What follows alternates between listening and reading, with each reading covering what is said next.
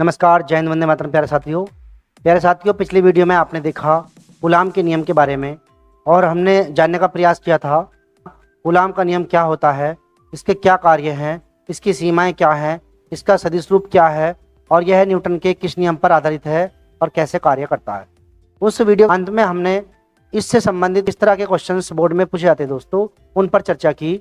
और आज का जो हमारा टॉपिक रहेगा प्यारे छात्रों, वो रहेगा वैद्युतशीलता और आपेक्षिक वैद्युतशीलता। और प्यारे छात्रों, इस वीडियो में हम जानने का प्रयास करेंगे वैद्युतशीलता क्या होती है, आपेक्षिक वैद्युतशीलता क्या होती है, इसका मात्रक क्या होता है, इसका आंकिक मान कितना होता है, इसका विमेय सूत्र क्या है और यह माध्यम के परावर्तांक पर किस प्रकार निर्भर करती है।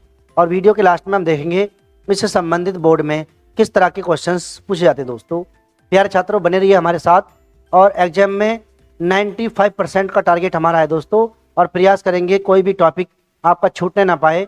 बड़ी आसान और सरल भाषा में आपको सिखाने का प्रयास करूंगा। प्यारे छात्रों, आपसे उम्मीद है कि आपको हमारा पढ़ाना अच्छा लगेगा और आप इसको लाइक और शेयर जरूर करेंगे। दोस्तों प्यारे छात्रों, बिना देरी करते हुए स्टार्ट करते हैं आज की स्टडी और देखेंगे पहला टॉपिक जो है वैद्युतशीलता। प्यारे छात्रों, आपने कूलाम के नियम के बारे में पढ़ा था, उसमें आपने देखा अगर हम दो बिंदु आवेशों को निर्वात या वायु में एक दूसरे से कुछ दूरी पर r दूरी पर रख दे दोस्तों, तो उनके बीच में जो वैद्युत बल लगता है वो F = 1/4 pi epsilon not Q1 Q2/r² होता है।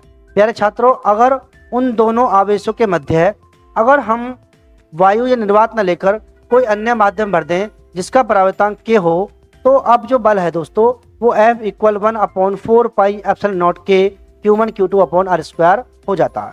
इन दोनों कंडीशंस को आप देखने का प्रयास करें दोस्तों। एक में क्या हो रहा है, वो हो रहा है दोस्तों F = 1/4 पाई एप्सिलॉन नॉट और यहाँ पर Q1 Q2/r²। दूसरे में क्या हो रहा है दोस्तों, ये हो रहा है आपका 1/4 पाई एप्सिलॉन 0 और K Q1 Q2/r²। प्यारे छात्रों, ध्यान से देखें, इन दोनों कंडीशनों पर ध्यान दें और ये देखें कि जो वैद्युत बल है वो माध्यम पर किस प्रकार निर्भर करता है। प्यारे छात्रों, जो वैद्युत बल है इन दोनों आवेशों के बीच में, वो यहाँ पर दिखा रहा है कि बल जो है वो व्युत्क्रम अनुपाती है माध्यम के परावर्तांक के। अर्थात इसकी जो कंडीशन है दोस्तों वो ये कहती है कि माध्यम का परावर्तांक अगर ज़्यादा होता है तो उनके बीच में बल कम हो जाएगा, और दोस्तों अगर k का मान कम है तो बल का मान अधिक हो जाएगा। प्यारे छात्रों, इसका मतलब ये हुआ कि जो वैद्युत बल है वो माध्यम के परावर्तांक पर ही निर्भर करता है। तो प्यारे छात्रों, ध्यान दें, यहाँ पर वैद्युतशीलता क्या होती है, किसी माध्यम का वह गुण जो दो बिंदु आवेशों के बीच लगने वाले वैद्युत बल को निर्धारित करता है, उस माध्यम की वैद्युतशीलता कहलाती है। इसे हम वायु या निर्वात से अलग किसी माध्यम के लिए एप्सिलॉन से डिनोट करते हैं या प्रदर्शित करते हैं, और प्यारे छात्रों निर्वात और वायु के लिए इसे हम एप्सिलॉन 0 से दिखाते हैं। तो प्यारे छात्रों, आपने वैद्युतशीलता की परिभाषा को पढ़ा। आइए जानते हैं इसका मात्रक क्या होता है और इसका विमेय सूत्र क्या होता है और इसका आंकिक मान क्या होता है। स्क्रीन पर देखें आप लोग। प्यारे छात्रों, स्क्रीन पर देखें, निर्वात की वैद्युतशीलता एप्सिलॉन 0 का जो मात्रक होता है वो कूलाम स्क्वायर पर न्यूटन मीटर स्क्वायर होता है। प्यारे छात्रों, मैंने कई बार देखा है छात्र अक्सर इसको भूल जाते हैं या छोटी मोटी गलती कर देते हैं। प्यारे छात्रों, इसको हम इस फॉर्मूले की मदद से एक बार ज्ञात कर लेते हैं और इस फॉर्मूले की मदद से ही इसका आंकिक मान भी निकालने का प्रयास करेंगे दोस्तों, और विमा भी इसी फॉर्मूले से हम ज्ञात करेंगे। प्यारे छात्रों, ध्यान दें जरा स्क्रीन पर। देखिए, दो बिंदु आवेशों के बीच लगने वाला बल F = 1/4 pi epsilon not Q1 Q2/r² होता है। तो यहाँ से मैं एप्सिलॉन 0 की वैल्यू निकालता हूँ प्यारे छात्रों, और इसको इधर लेके जाता हूँ और F को मैं यहाँ पर लेके जाता हूँ। तो ये हो जाएगी स्थिति इसकी, एप्सिलॉन 0 = 1/4 पाई इंटू F। देखिए, एप्सिलॉन 0 की जगह F आ जाएगा और ये वहाँ पर पहुँच जाएगा, तो ये जाएगा आपका Q1 Q2/r²। प्यारे छात्रों, ध्यान से देखें, ये जो है आपका 1/4 पाई, इसकी कोई विमा या कोई मात्रक नहीं होता दोस्तों, क्योंकि ये एक नियतांक है। तो इसको मैं यहाँ छोड़ देता हूँ और ये स्थिति बनेगी इसकी, एप्सिलॉन 0 = Q1 Q2/f × r²। प्यारे छात्रों, अब देखिए, इस फॉर्मूले की मदद से हम बड़ी आसानी से इसका मात्रक और विमा ज्ञात करेंगे। प्यारे छात्रों, ध्यान से देखें आप लोग, ये ऊपर है आपका Q1 और Q2 दोनों आवेश हैं। इसका मतलब ये हुआ दोस्तों, अगर हम इनका मात्रक लिखें तो आवेश का जो मात्रक होता है वो कूलाम होता है, तो ये जाएगा आपका कूलाम मल्टीप्लाई कूलाम और अपॉन में ये बल गुणा दूरी का स्क्वायर है दोस्तों। तो बल का जो मात्रक होता है वो होता है न्यूटन, और यह मल्टीप्लाई दूरी का मात्रक होता है दोस्तों मीटर, तो ये हो जाएगा आपका मीटर स्क्वायर। तो यहाँ जो मात्रक बनेगा इसका ये बनेगा कूलाम स्क्वायर और अपॉन में newton metre square, newton metre square. तो प्यारे छात्रों एप्सिलॉन जीरो का जो मात्रक हुआ वो आपका कूलाम स्क्वायर प्रति न्यूटन मीटर स्क्वायर। ये रहा आपके सामने स्क्रीन पर। तो प्यारे छात्रों बड़ी आसानी से इसका हमने मात्रक निकालने का प्रयास किया और आशा करता हूँ आप इसे भूलेंगे नहीं। तो अगर आप एग्जाम में भूल जाते हैं तो इसी फॉर्मूले से आप इसको इस तरह से निकाल सकते हैं। प्यारे छात्रों आइए इससे अब इसी फॉर्मूले से हम विमा ज्ञात करने का प्रयास करते हैं। देखिए एप्सिलॉन जीरो का जो मात्रक निकल के आया यहाँ पे वो आया आपका कूलाम स्क्वायर और अपॉन में न्यूटन मीटर स्क्वायर। तो प्यारे छात्रों आपने वैद्युत धारा की परिभाषा पढ़ी होगी I equal Q upon T. तो यहाँ से जो क्यू है वो हो जाएगा आपका I और T। तो देखिए कूलाम जो है यानी कि आवेश, इसकी जो विमा बनेगी दोस्तों वो बनेगी A इंटू टी, क्योंकि धारा की जो विमा होती है दोस्तों वो होती है A और समय की विमा होती है T। तो यहाँ पर ये C स्क्वायर है मतलब कूलाम स्क्वायर है तो 2 बार रख लेंगे दोस्तों, तो ये जाएगा आपका AT और मल्टीप्लाई में फिर से AT। प्यारे छात्रों ध्यान से देखें ये है न्यूटन, यानी कि ये बल का मात्रक है और जो बल की विमा होती है वो होती है MLT इनवर्स 2 यानी कि द्रव्यमान गुणा त्वरण। उसके बाद ये है मीटर स्क्वायर मतलब दूरी का स्क्वायर, तो दूरी की विमा होती है L और इसका स्क्वायर होता है, यहाँ पर स्क्वायर लगा लेंगे। प्यारे छात्रों ध्यान से देखें आप, देखिए यहाँ पर जो विमा लिखने का नियम है वो भी जानना आवश्यक है दोस्तों। इसमें विमा लिखने का नियम क्या होता है, देखिए पहले हम M लिखते हैं, उसके बाद हम L की विमा लिखते हैं, उसके बाद T की विमा लिखते हैं, बाकी अदर की विमा लिखते हैं। तो प्यारे छात्रों सबसे पहले इसमें हम M की विमा लिखेंगे। तो M की विमा 1 है, यहाँ पर देखिए हाथ नीचे 1 है, इसको ऊपर लेके जाएंगे तो ये बन जाएगा M की पावर -1।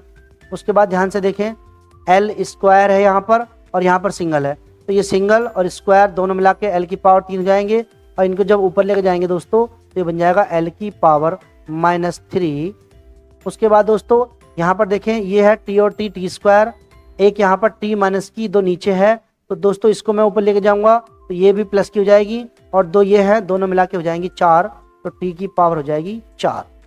उसके बाद A और A 2 बार है दोस्तों, तो ये जाएगा आपका A स्क्वायर। और प्यारे छात्रों यही इसका विमीय सूत्र रहेगा, आप चेक कर सकते हैं स्क्रीन पर, ये रहा स्क्रीन पर M इनवर्स L-3 T की पावर 4 A स्क्वायर। प्यारे छात्रों ये बड़ी आसानी से आपको समझ में आ गए होंगे। चलिए अब जानने का प्रयास करते हैं इसका आंकिक मान क्या होता है। स्क्रीन पर देखें दोस्तों, प्यारे छात्रों एप्सिलॉन जीरो का जो आंकिक मान होता है वो 8.85 इंटू 10 की पावर -12 कूलाम स्क्वायर पर न्यूटन मीटर स्क्वायर होता है। आइए इसको भी एक बार निकाल कर देख लेते हैं दोस्तों। प्यारे छात्रों ध्यान से देखें, अगर एक कूलाम यानी कि एक कूलाम परिमाण के 2 आवेशों को हम परस्पर 1 मीटर की दूरी पर रख दें तो उनके बीच में जो बल लगेगा दोस्तों वो लगेगा F equal 1/4 pi epsilon not.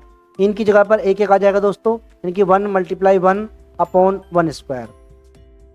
अब देखिए इसकी जो वैल्यू आई निकल के वो आई आपकी 1/4 पाई एप्सिलॉन 0, यानी कि ये तो 1 हो गया। अब प्यारे छात्रों हमने पढ़ा था कि 1/4 पाई एप्सिलॉन 0 जो होता है उसकी वैल्यू होती है 9 इंटू 10 की पावर 9। ऐसा आपने कूलाम्स के नियम की परिभाषा पढ़ते समय पढ़ा था दोस्तों। तो प्यारे छात्रों यहाँ से हम एप्सिलॉन 0 का मान निकालने का प्रयास करते हैं, तो इसको मैं यहाँ भेज देता हूँ और इसको मैं यहाँ भेज देता हूँ। तो ये जाएगा आपका एप्सिलॉन 0 इक्वल, देखिए नीचे आएगा तो ये जाएगा 1/4 पाई मल्टीप्लाई में 9 इंटू 10 की पावर 9। प्यारे छात्रों इसकी वैल्यू भर लेते हैं पाई की और इसको सॉल्व करते हैं कितना आता है देखिए ध्यान से। और देखिए इन पावरों को मैं ऊपर लेके जाता हूँ प्यारे छात्रों, तो ये जाएगा 1 इंटू 10 की पावर -9 और अपॉन में बचेगा 4 गुणा पाई गुणा 9, यानी कि हम कह सकते हैं इसको 9 चौक 36 ये वाला, और पाई की वैल्यू भरेंगे तो 3.14। प्यारे छात्रों इनकी मल्टीप्लाई और कर लेते हैं आपस में हम, तो ये जाएगा आपका एप्सिलॉन 0 इक्वल, ध्यान से देखें आप लोग, इनकी मल्टीप्लाई कर लेता हूँ मैं, कैलकुलेटर का प्रयोग करता हूँ दोस्तों। तो ये हो जाएगा आपका 1 × 10 की पावर -9 और अपॉन में 113.04। प्यारे छात्रों ध्यान से देखें, ये जो 113.04 है नीचे और ऊपर 1 है, तो इसमें डिवाइड नहीं हो सकती, ऊपर वैल्यू कम है, तो मैं ये क्या करता हूँ, यहाँ पर मैं ऊपर 1000 की मल्टीप्लाई और नीचे 1000 की डिवाइड कर लेता हूँ दोस्तों। तो ये हो जाएगा आपका 1000 और बटे में 113.04 और 1000 के नीचे हम डिवाइड कर देते हैं दोस्तों। तो ये जाएगा आपका नीचे 1000 और मल्टीप्लाई में 10 की पावर माइनस की 9 ऐसे ही रहेंगे। प्यारे छात्रों ध्यान से देखें आप लोग। अब देखिए इस 1000 में इस 113 से मैं डिवाइड कर लेता हूँ, तो ये आ जाएगा आपका एप्सिलॉन 0 इक्वल 8.846 इंटू 10 की पावर। ध्यान से देखिए 9 तो पहले थी और ये जो पावर 3 है, इनको जब मैं ऊपर लेकर जाऊंगा तो ये माइनस की हो जाएंगी और 9 और 3 12 हो जाएंगी दोस्तों। तो हो जाएगी आपकी 12। और प्यारे छात्रों इसका मात्रक अभी हमने पीछे ज्ञात किया था, आपके सामने स्क्रीन पर भी यहाँ लिखा हुआ है। ये जाएगा आपका कूलाम स्क्वायर पर न्यूटन मीटर स्क्वायर।